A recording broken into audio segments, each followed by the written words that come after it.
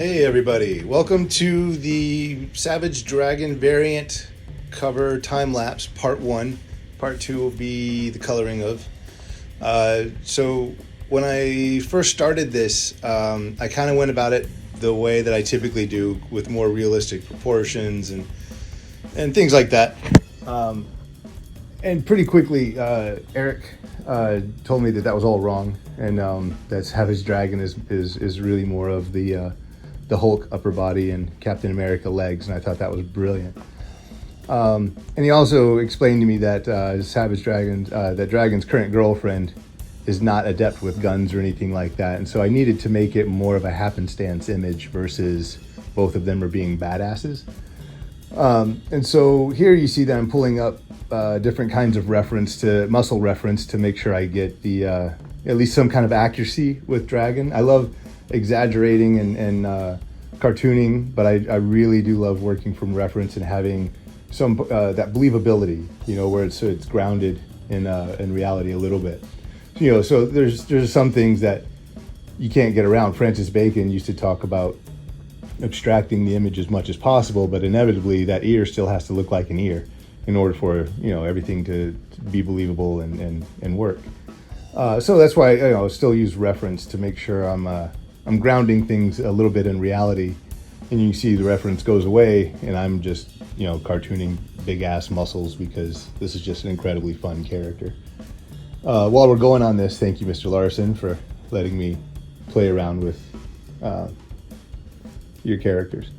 So this is all just at this stage, it's just refining the pencil drawing. I don't know what brushes specifically that I'm using. I have maybe a few, but they're all fairly basic brushes. But here I'm just drawing this character that I've loved since 1993. As far as the shorts, I did ask Eric if he would wanted me to put Dragon in something more serious, like pants. I have no idea why I put him in shorts. For some reason, I was thinking some kind of maybe beach day that gets interrupted because I wasn't told what to do. He was like, just make him do whatever you want. So I told Eric that I really, for whatever reason, I always just saw him punching and her flopping around, and he loved it. And then I asked him if he had a specific idea or a preference as to who would be punched. And he said, go nuts. It could be, and he listed like several things, and really all of them were just really cool ideas. So inevitably, I picked one, and you'll see as I get there. But right now, this is all just refining, rendering and refining and adding little ticks and textures and veins and all of that. Because right now, I believe I still have no idea what he's doing. And so you're about to see, one, I'm still trying to figure her out, obviously. And then later I'll start trying to figure out exactly what the hell he's actually hitting. This is the problem when I like working from reference, but when I don't have it, then you see a whole lot of redrawing, a whole lot of trying to figure things out until it looks just right.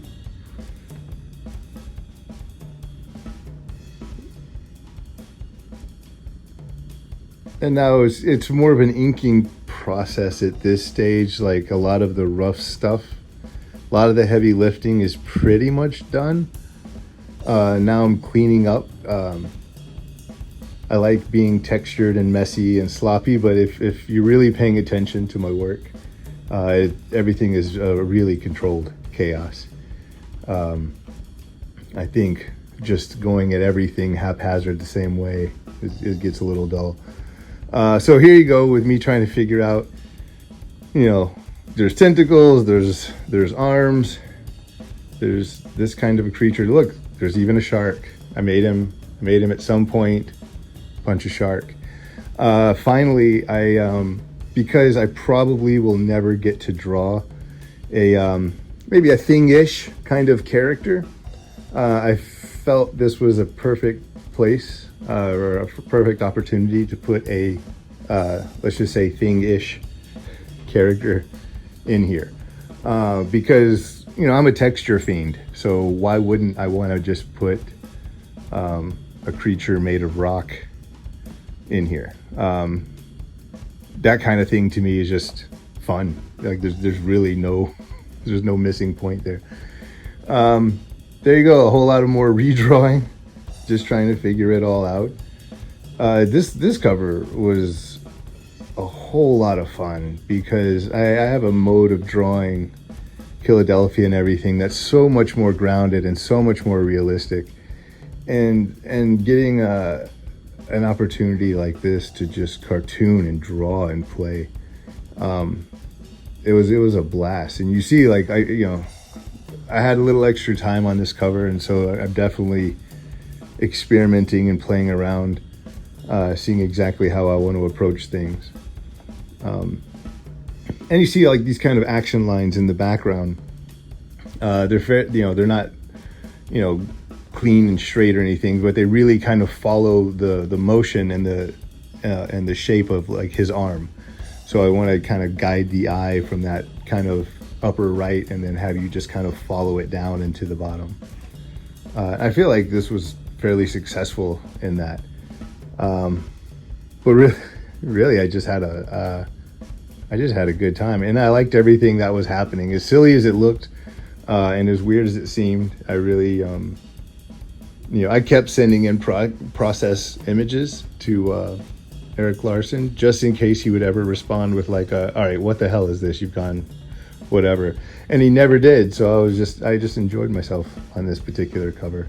And there's a certain level of awesome nostalgia that is associated with this, and that, I was buying Savage Dragon from issue 1 on for a good long time. Larsen was just one of my absolute favorite artists. So you'll see me still kind of tick around a little bit here and there, with little lines and shapes and cleaning things up. And that's I just kind of continue on this route until it gets satisfying enough to where I can go ahead and feel comfortable enough starting color. And that's what you'll see in the next video. All right, thanks.